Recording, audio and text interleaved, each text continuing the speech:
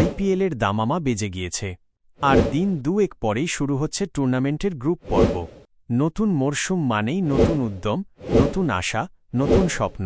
এবারের আইপিএলে নতুনভাবে শুরু করার স্বপ্ন নিয়েই মাঠে নামবে চেন্নাই সুপার কিংস, আর নিজেদের সেই লক্ষ্যে বড় বদলও ঘটাতে চলেছে তারা। অন্তত সিএসকে অধিনায়ক ঋতুরাজ গায়কোয়াড় তেমনটাই ইঙ্গিত করেছেন। গত মরশুমে সিএসকে একেবারে মুখ থুবড়ে পড়ে। লিগ তালিকায় প্রথমবার সবার নিচে শেষ করে হলুদ ব্রিগেড। এ মরশুমে সেই হতাশা ঝেড়ে ফেলে ফের সাফল্য পেতে মরিয়া সিএসকে। গত মরশুমে তাদের ব্যর্থতার অন্যতম বড় কারণ ছিল দলের টপ অর্ডারের দুর্বলতা। সেই দুর্বলতা দূর করার লক্ষ্যেই হলুদ ব্রিগেড এবার বদল ঘটাচ্ছে। আইপিএলের অধিনায়কদের প্রাক মরশুম জমায়েতে ঋতুরাজকে দলের ওপেনিং কম্বিনেশন নিয়েই প্রশ্ন করা হয়েছিল। তখনই তিনি জানান এবারে সিএসকের ওপেনিং পার্টনারশিপে বদল ঘটতে চলেছে। টপ অর্ডারে ফিরছেন দলের অধিনায়ক। ঋতু জানান তিনি আর সঞ্জু স্যামসন এবার সিএসকের হয়ে ওপেনিং করবেন।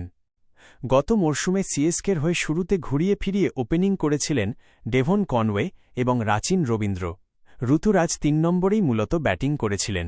পরবর্তীতে আজুশ মাত্রেকে ওপেনিং করতে দেখা যায়। তবে এবার নবাগত স্যামসনকে সঙ্গে নিয়ে ঋতুই ওপেনিং করবেন বলে স্পষ্ট জানিয়ে দিলেন তিনি। তবে এ মরশুম শুরুর আগে ফের একবার যে প্রশ্ন সিএসকে ঘিরে উঠছে, সেটা হল এটাই কি মহেন্দ্র সিংহ ধোনির শেষ আইপিএল মরশুম? প্রাক্তন ভারতীয় অধিনায়ক সৌরভ গঙ্গোপাধ্যায়কে একটি অনুষ্ঠানে এ নিয়ে প্রশ্ন করা হয়েছিল।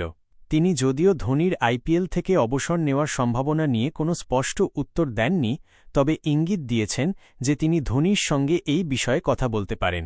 তিনি একটি অনুষ্ঠানে বলেন, আমি এই বিষয়ে ধোনিকে যা বলার বলবো, যে কি করতে হবে না হবে সংবাদ মাধ্যমকে বলবো না। উল্লেখ্য, এই বছর সঞ্জু স্যামসন চেন্নাই সুপার কিংসের হয়ে খেলবেন, যাকে দলে ধোনির উত্তরসূরি বলা হচ্ছে। প্রাক্তন ক্রিকেটার এবং ধারাভাষ্যকার আকাশ চোপড়ার মতে এটি ধোনির শেষ আইপিএল মরশুম হতে চলেছে। শেষমেশ কি হয় সেটাই দেখার বিষয়।